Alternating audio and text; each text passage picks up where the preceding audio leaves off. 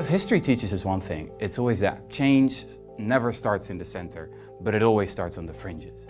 With people who are first dismissed as crazy and unreasonable and ridiculous, every milestone of civilization, the end of slavery, democracy, equal rights for men and women, the welfare state, all these ideas were dismissed once as unreasonable and crazy until they happened.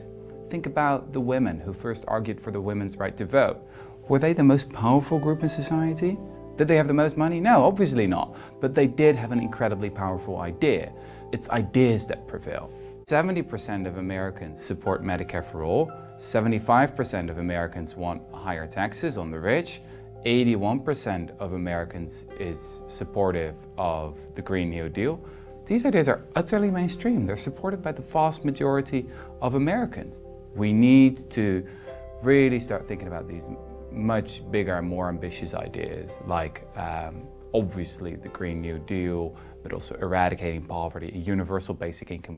Now there's a whole new generation that realizes we need this massive transformation of the economy, and that's not afraid anymore to be dismissed as ridiculous or unreasonable, but just goes ahead with these ideas that just a couple of years ago seemed crazy and out of touch with reality, but are now taken seriously. Whether we talk about rising inequality, whether we talk about climate change, we need much bolder policies, much bolder ideas, and we can do it because we've done so in the past. I think the main hurdle to any kind of political change is cynicism.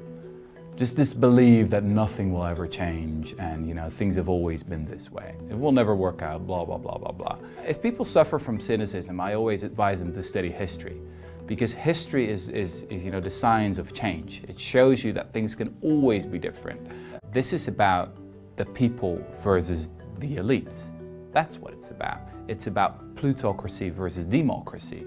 So if you're young and if you want to change the world, don't be afraid to be dismissed as unreasonable sometimes, because that's how progress starts.